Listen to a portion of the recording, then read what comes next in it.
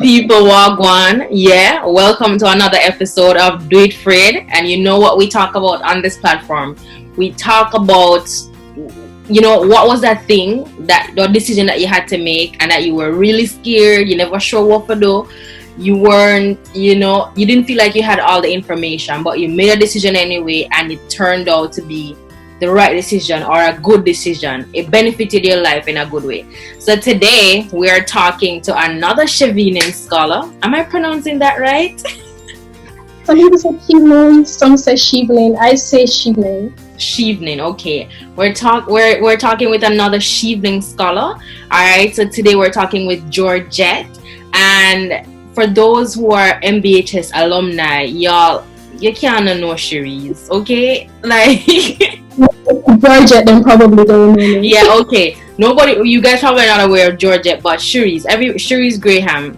Shereese, just a superstar kind of person. Like, I don't know why. I feel like North Americans and people outside of the Caribbean tend to focus a lot on comic superheroes.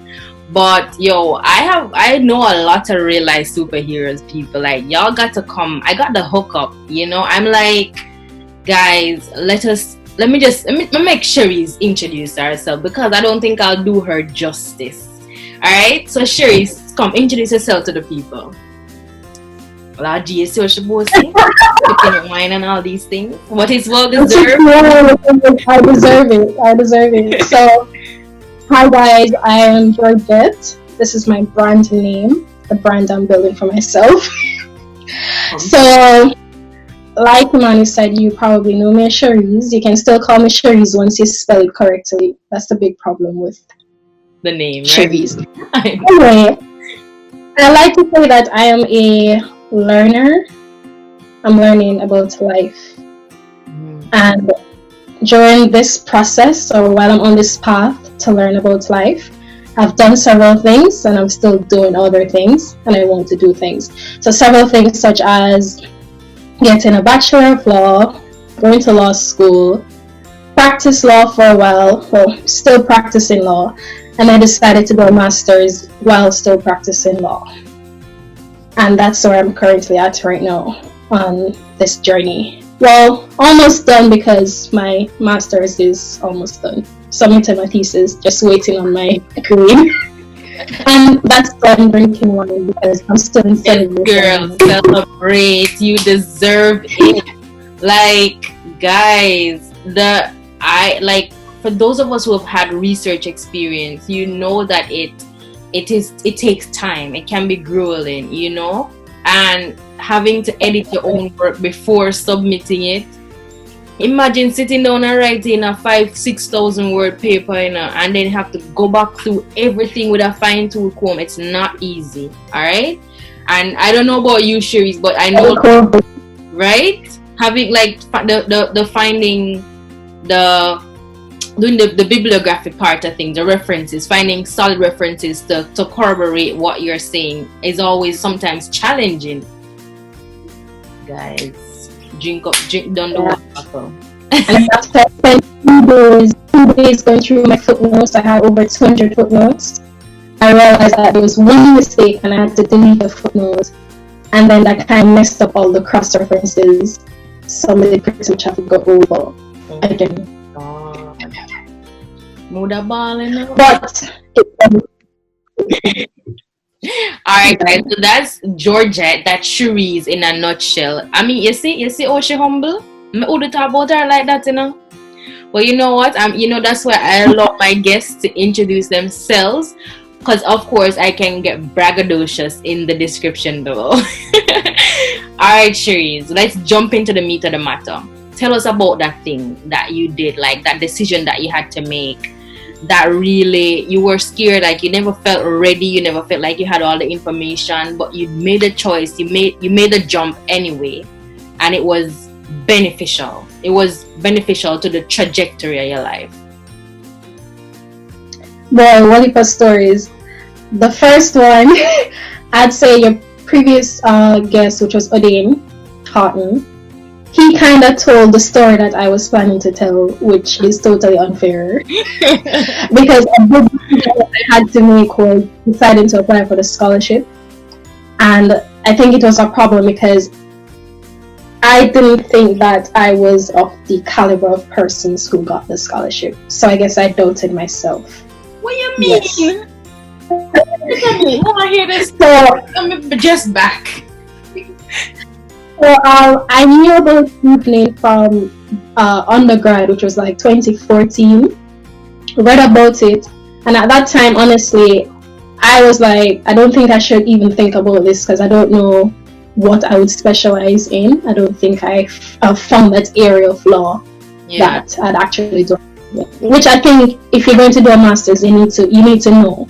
It's not just a bachelor. You kind of know that you have a genuine interest in a particular area. Mm-hmm. So I left it. Then I finished law school. It came around again. I'm like, I'm gonna feel like I'm cut out for that. Like I feel like I need to be president of a particular association or some big shot role. Yeah.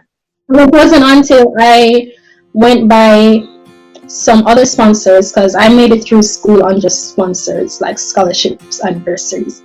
I went to them and just the usual stop by to say, hey, I'm almost done with my studies. Thank you again for your support for 5 years. And they said, hey, we need to apply for cheating scholarship. And I say,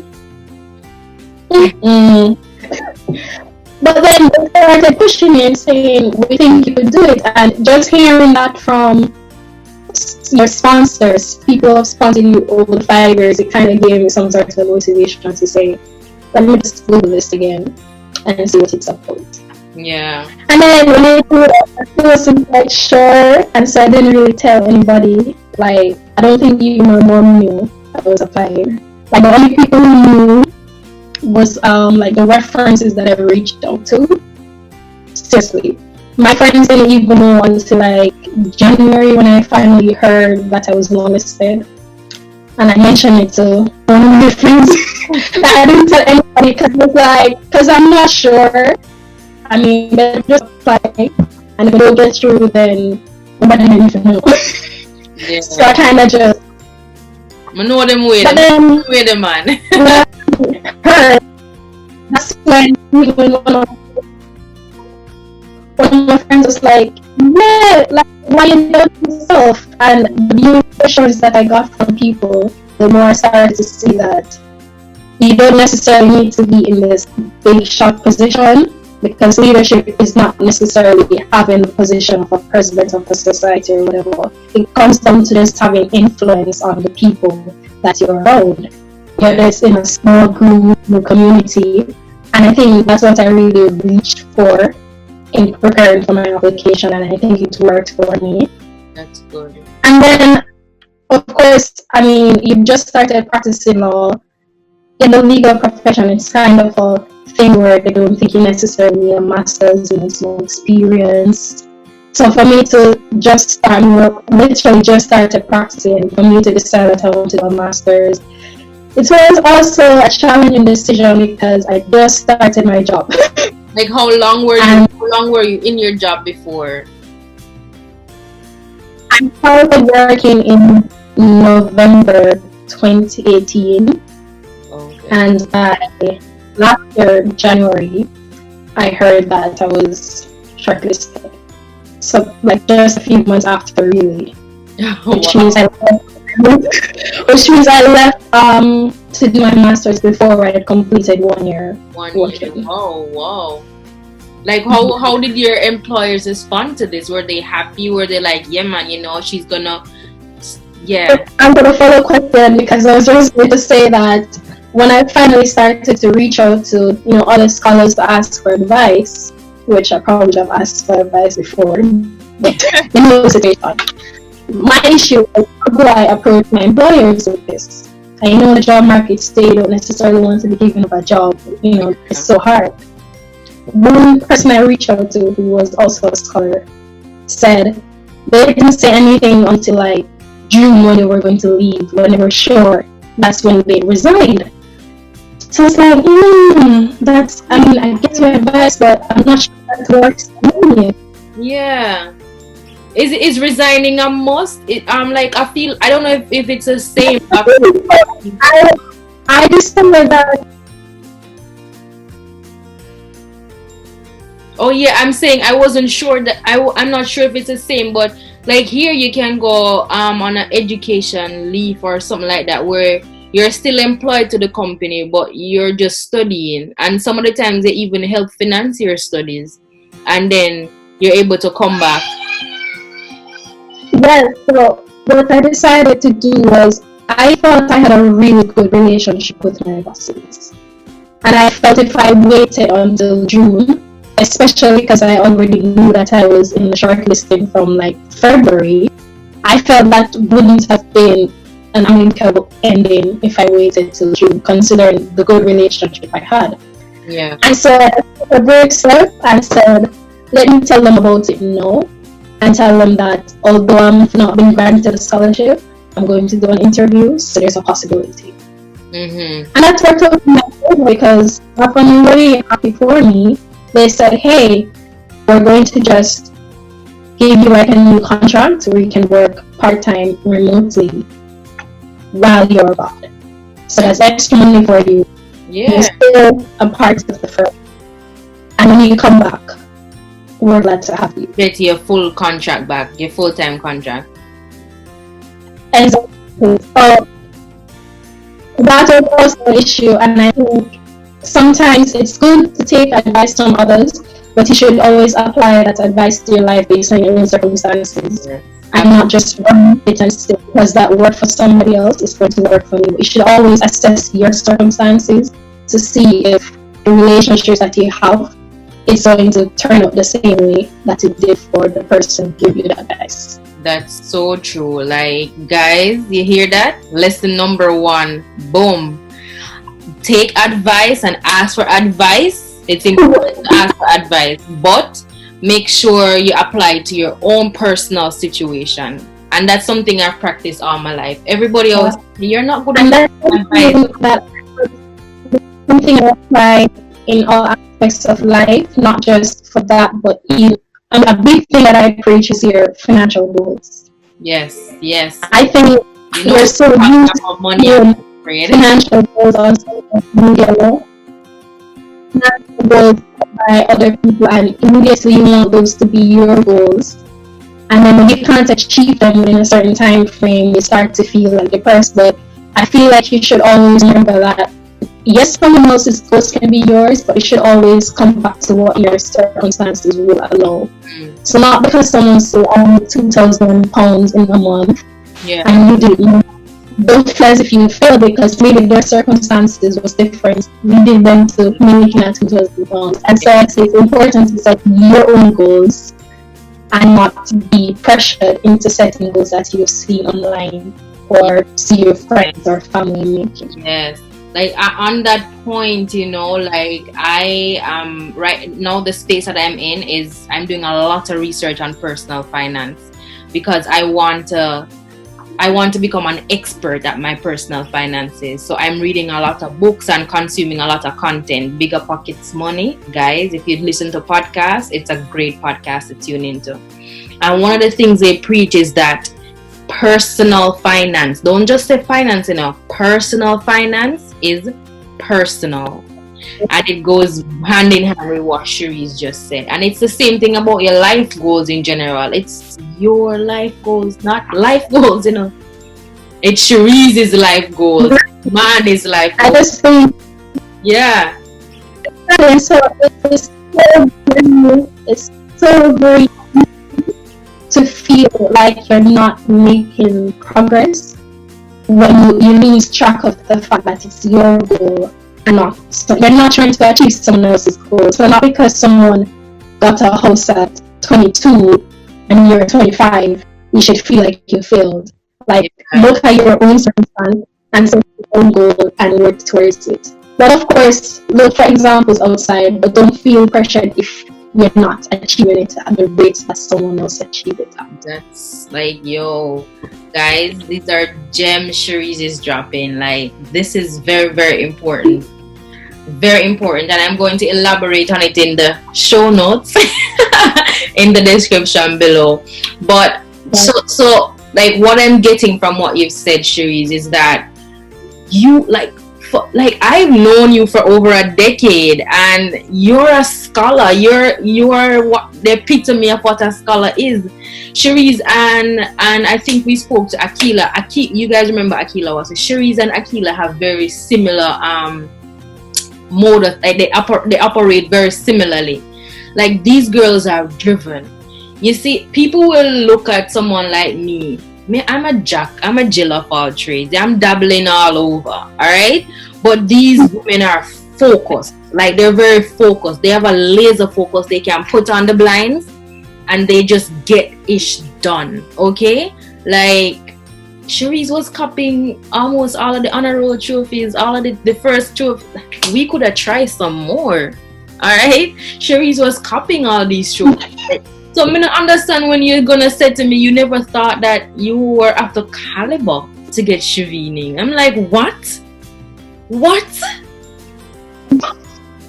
I'm gonna understand, please. I think that sometimes what you see on the outside and you think, oh, it's probably so easy for that person to do something. You never truly know what their internal struggle is.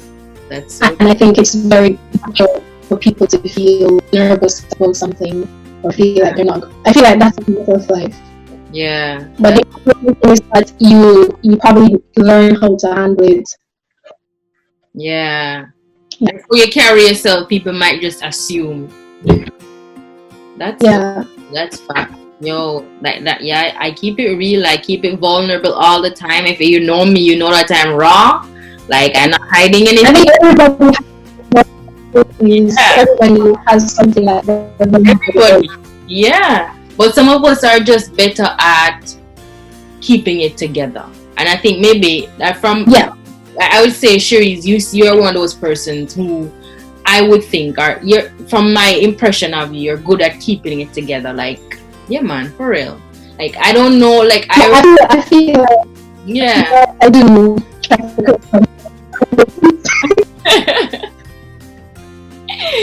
Oh my God. So this has been a great talk, Shereese. Like, you know, we jump in and jump out real quick. But we've dropped some gems. Is there another story that you want to share, or do you want to elaborate any more on this story?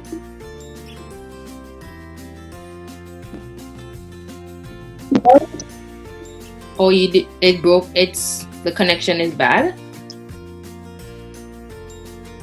Are you hearing me?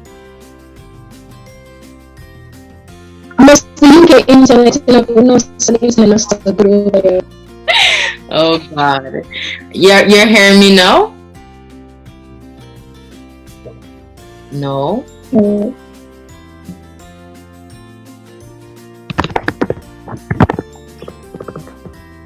No. You have FaceTime too, right?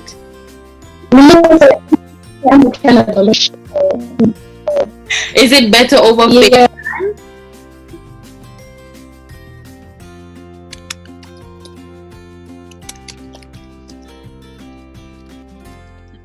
All right, we're typing the questions out, guys. Bear with us.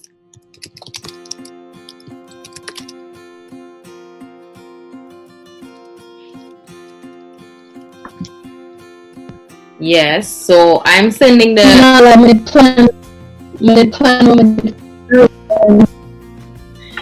Okay.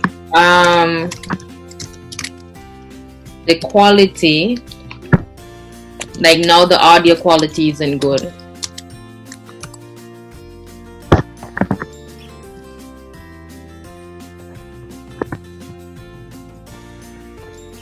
Alright, so I'm going to end the Zoom call and we're going to finish the call over FaceTime.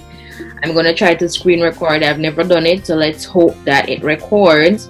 What I will do as a backup is to record on camera from the laptop while I FaceTime. Alright, so let's try that. Alright people, you know what? We had a lot of technical difficulties with the video. I'm just now putting the video together to publish, and a whole half is missing, the half that we finished on FaceTime. I don't know where it gone. Apparently I accidentally deleted it or something. It's gone. Alright? But hear what? In spite of it, we're going to persevere and we're gonna persist. Alright? Yeah. That's the whole point of this platform. Doing it scared, doing it imperfect, and doing it anyway. Alright? So pretty much Shereese never said anything else after that. Like she didn't add any new information after what she said in the interview. What she did say was just to reiterate her point, which is that sometimes it takes someone outside of yourself to see greatness in you, and it is important to know that that's okay. Like, it's okay to be scared. It's okay to, like, let me tell you how I started this platform, Dweet Fraid. It was Ramon Nichols, and you guys might know him as Epic Flows.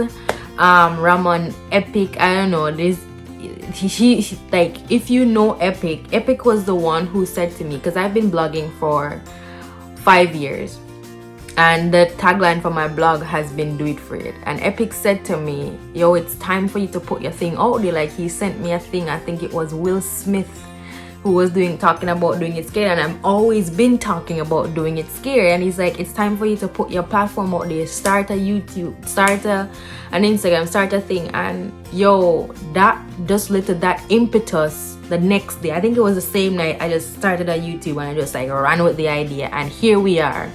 I think this is going to be our 5th. We've spoken to O'Brien, we've spoken to Odane, we've spoken to Akila, we've spoken to Ambre, and now we're speaking to Shereese. So, and we've spoken to Ashley. So this is our 6th episode. Alright, and here I must say, this is what Do It Fraid is about. Do It Fraid is about learning to pivot. Do It Fraid is doing it imperfect, but doing it anyway. Do It Fraid is starting where you are. This is what it is about. So I'm concluding this interview tonight, this Friday the 11th. I'm celebrating 2 years in my first Canadian business. I wanted to decorate a cake, but it's my R&R time, and Friday evening it's my decompressing. I'm not doing anything. I'm celebrating in my heart. But yes, this is it, guys.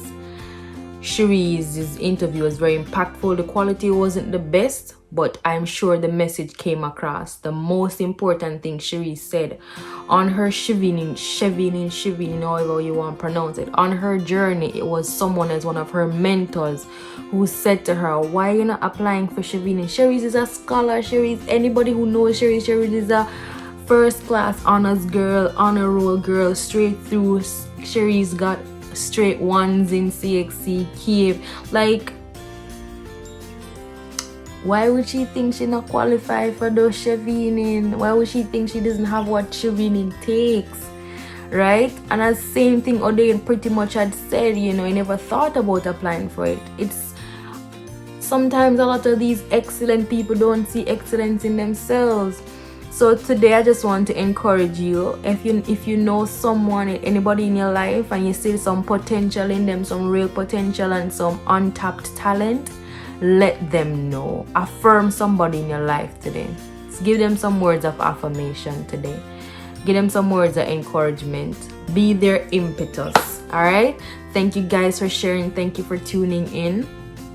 Don't mind me. I literally just put a blazer on over my t-shirt, and this is me vlogging from my bed because we got to get it done. Alright? So thank you so much. Happy Friday, happy weekend. I hope you have an amazing weekend. Enjoy it.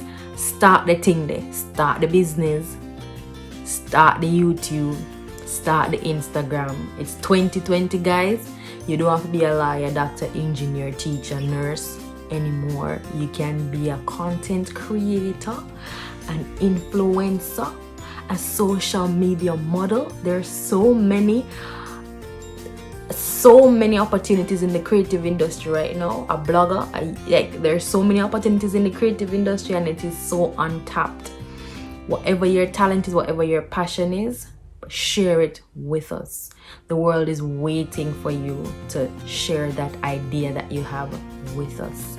All right, have yourself an amazing time. Thank you for sharing. Thank you, Shereese, for taking the time. I appreciate you. I honor it. And big up on the damn self. Do it, Fraid. Do it, Fraid, people. Do it scared. Do it afraid.